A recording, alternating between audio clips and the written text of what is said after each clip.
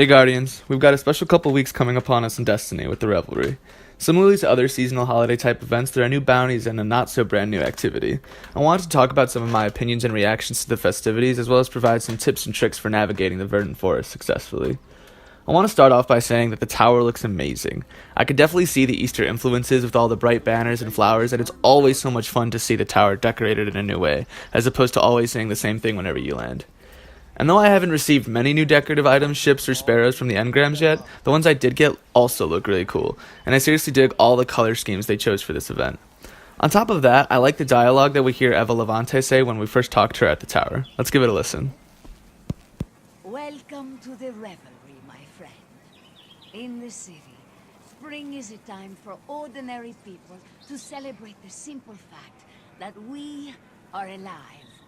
However dark the night may grow, we are still here, still standing. I want to share this tradition with the tower. You Guardians must never forget the power of joy. So, please, revel in being alive, break some rules, and most of all, have fun. Happiness is fleeting.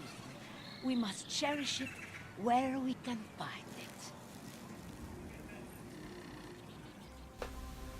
The overall tone of much of Destiny 2 and its most recent expansions has been kinda glum and dark for the most part.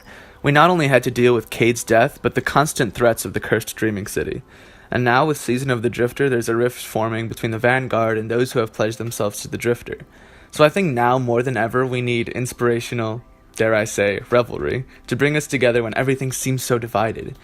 And yes, previous events have also been held with the underlying purpose of breaking us together and distracting us from how awful everything is, but the Revelry more than the others is focused on joy and happiness and raising everyone's spirits, possibly even before it's too late.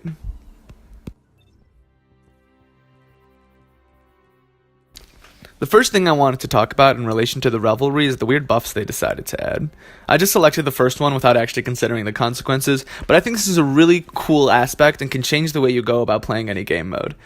And in many ways, you can break the game mechanics. On my Void Hunter, I was able to continuously go invisible, so in my daily adventure mission, I just repeatedly went invisible and walked through the infinite forest branches without needing to kill anything. But that's just one example. Think about a Warlock with infinite rifts, or a Titan that can pop multiple walls. The possibilities are endless. And it's not just limited to class abilities either, because grenade and melee recharge can also be beneficial, especially to Warlocks that can sacrifice those abilities for various buffs. Or if you have a bounty that requires either melee or grenade kills, you can burn right through it. This also has uses in PvP, in the Crucible, and in Gambit. Having grenades that recharge at mayhem speeds in a regular Crucible match will completely change the name of the game for these 2 weeks. New specific strategies will form around grenades and throwing them as often as possible. The grenade buff, without a shadow of a doubt, will be the most popular of the three.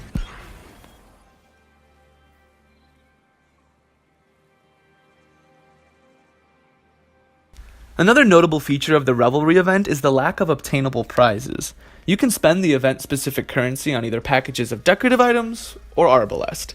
And even if you do save up enough Reveler's Essence, you still need to complete the Party Hard Triumph in order to buy it from Eva. The gun itself seems extremely interesting and looks like it'll be a top contender for PvE gameplay moving forward. A primary linear fusion rifle is already enough to turn heads, but the perks they've slapped onto it makes it that much more interesting. Its intrinsic perk is Compounding Force, which means it fires slugs instead of just a linear shot, and it deals extra damage to enemy shields. And then on top of that, it has another perk named Disruption Break, which we've seen on other secondaries in the game before.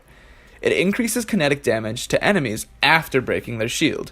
And since Arbalest is a kinetic weapon already, there's no confusing switching that has to happen in order to get the increased damage. I'm excited to complete my triumphs and get my hands on it.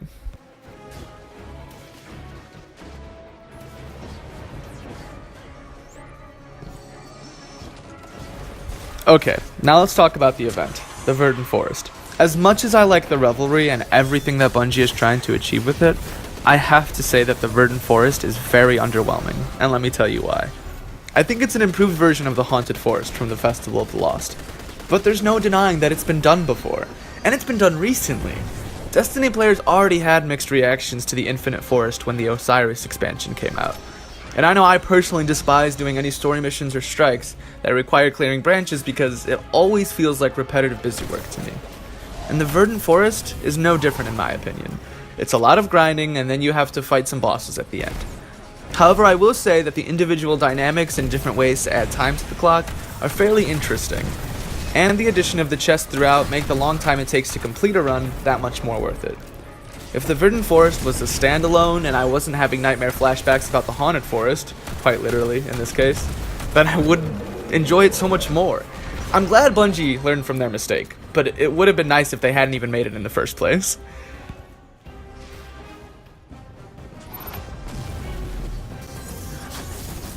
In terms of advice for loadouts and for completing the Verdant Forest, the most important thing I can stress is having a team of guardians that have supers that can not only create a lot of orbs, but can recharge quickly.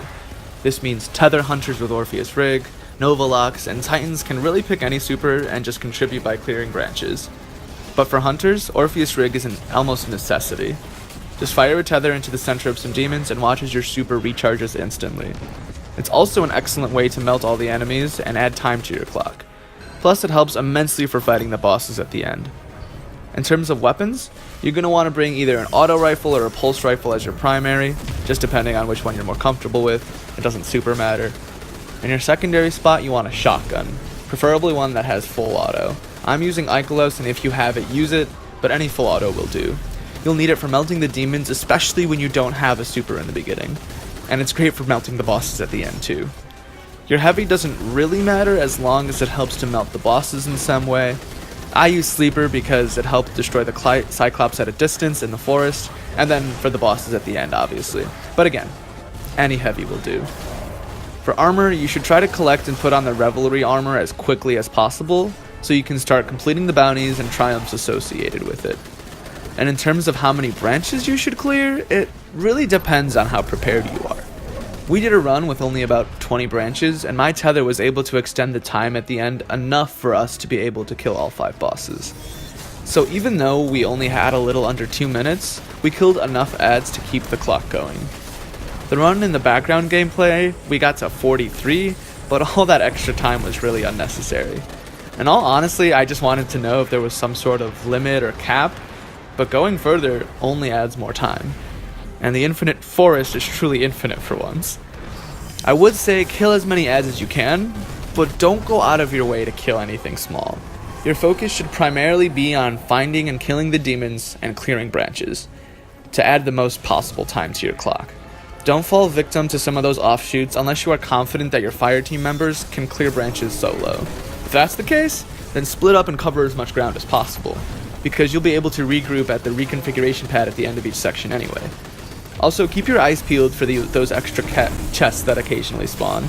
Not only will they provide you with more Reveler's Essence, but they also add 8 seconds to your clock, so if all 3 members loot it, that's an additional 24 seconds. But again, don't go out of your way for anything.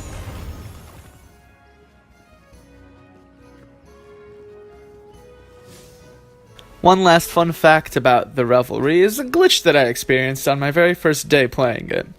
When I logged in on Tuesday and tried to get my first bounty from Eva after activating my first buff, she showed up on the map but wasn't there in person. Now, I've experienced similar glitches before with other tower vendors, but in those cases the vendors always appeared at some point eventually. In this case, I moved between wings of the tower and even waited for a bit, but she never loaded up.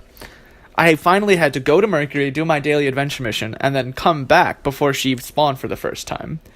I don't know if this was just a glitch that happened to me, or if others have experienced similar mishaps, but I thought it was interesting and wanted to share.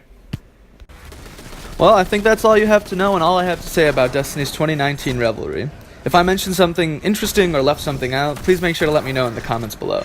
As always, thanks for watching and please leave those likes and subscribes. This is Crispy2 signing off. Fly fast, fly safe, and as always, take care, Guardians.